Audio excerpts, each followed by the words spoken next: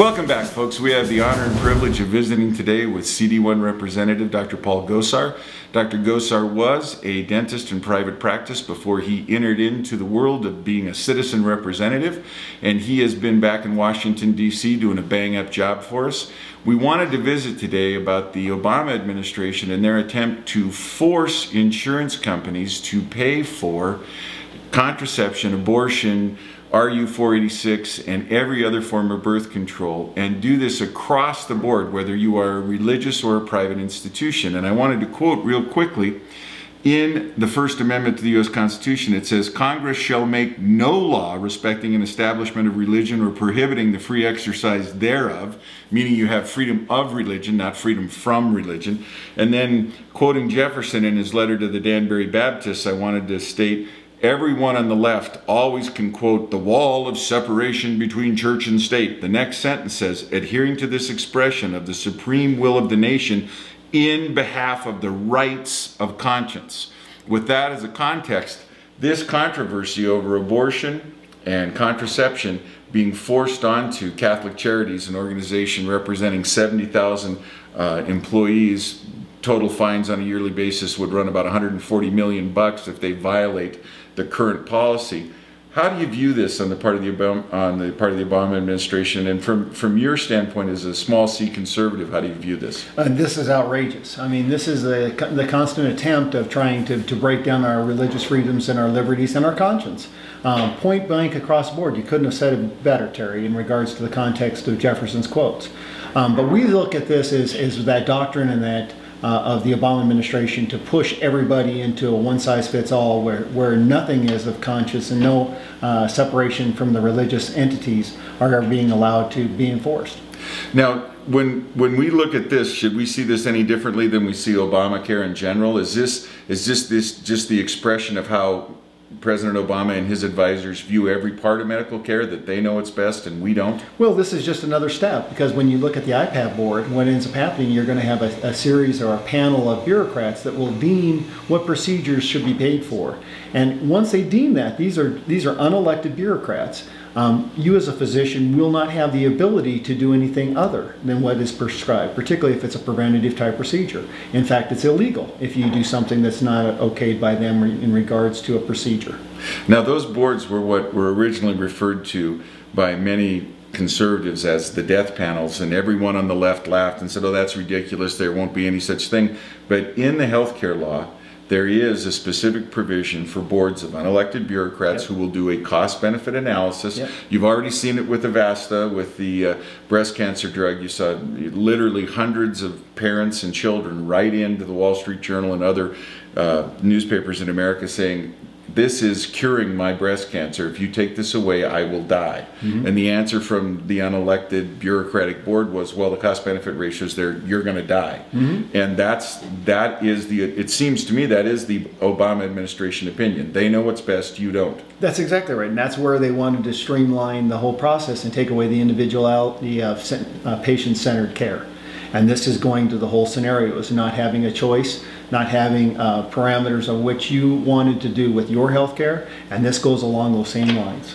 Now, in addition to this, and I see this as just the tip of the iceberg, this particular issue over contraception is especially egregious because if you were a traditional practicing Catholic, Muslim, Jew, Christian, life begins at conception and life in the womb is sacred and you can't be part of destroying that life. But even if you wanted to make the argument that there is, a cost-benefit ratio, I find that even more offensive. If they're going to look at contraception in terms of cost-benefit and start saying, well, we know who should be born and who shouldn't be born, and that's really where this ends up, that's very offensive. I mean, that's just eugenics. There isn't a way around that. And if you don't have faith or belief in life at conception, what about life as we go through our life series?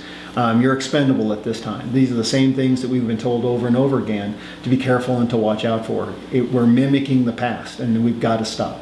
I just finished reading a great autobiography of Louis Zamperini, who was a bombardier in World War II, got shot down over the Pacific, and was horribly mistreated by the Japanese in World War II. And what saves Zamperini when he comes back from the war is his faith in God, and that's all that saves him. And I think a lot of people in this country are lost right now. They don't understand that the founders, George Washington in his private prayer journal talks extensively about we can only govern ourselves if we have personal virtue, and personal virtue only comes from humble prayer to God. That's how we get the correct direction.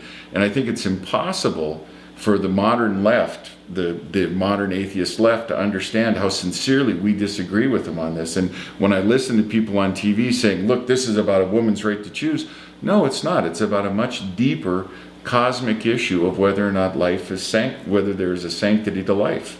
And it's also about a responsibility to life. Most people forget about that. There's responsibilities that inherently come with that. And those are the genuine miracles that we fail to realize, and we've taken it and trivialized it over time. And that's what's so sad about it. And this, again, part and parcel of Obamacare are decisions about quote-unquote end-of-life counseling, about, you know, how long are you productive, and at the point that it costs more to keep you alive than you are earning, then we have a moral duty, according to Obamacare, to get rid of you. And it's almost, George Bernard Shaw, there's a great video on YouTube you can find of George Bernard Shaw saying once a year every citizen should have to stand in front of the government and say, here's how much money I made for the government, here's how much I cost the government. And Shaw then says, if you cost us more than you made for us, we should be able to execute you. And no one gets that George Bernard Shaw and his socialist utopian friends really meant that. They really, really meant that. And at the heart of this contraception abortion issue is a question about the sanctity of human life, and whether it's at conception or whether it's euthanasia for older Americans. I think every person, every one of you 80 million baby boomers ought to be thinking about this. Or disabled. Or disabled, or any small change where you no longer are profitable. Is that how we're going to run the United States? Or is it your political beliefs and how you look at an economy as well? I mean, you look at things across history and how we've seen one group being persecuted over another. This is our history is wrought with these kind of inferences and stories. My daughter's a freshman in high school, and she came home yesterday. They just finished studying Hitler, and she said, isn't President Obama doing the same thing Hitler did, only he's doing it with the rich? Doesn't he want everybody to hate the rich, just like Hitler wanted everybody in Germany to hate the Jews? And I looked at her and thought, boy, some critical thinking. Isn't that great? I said, yeah, honey, that's pretty much the deal. And she says, I don't want to hate anybody. I don't understand why we're supposed to hate these people. I said, you're not. You're not. And there's a good test. If anybody tells you to hate somebody, that's not a good pathway. I can't. When I look in the Declaration, when I look in the Constitution, I can't find anything that says you got to hate these people. No, and then we were based on the selective aspect of bringing out the individual talents of the individual that worked in mass. Those are the things that I have a set of traits. Maybe they're great in some. I have some failings in others. And what made us a great country is that my strengths were covered somebody else's weaknesses, and we actually exercise that individuality and responsibility. Well, the essence of the founders' vision for America was an entrepreneurial society where people were free to pursue their talent and left alone, Jefferson always said, to live free between the ground and God. 40 acres a mule, multiple weapons, get the federal government off your back. And I think this is just one more example of this administration overreaching. And folks, you ought to thank God you've got representatives like Paul Gosar, Dr. Paul Gosar, in the House fighting for your freedom, because he understands. God bless the United States. God bless Dr. Gosar. God bless you.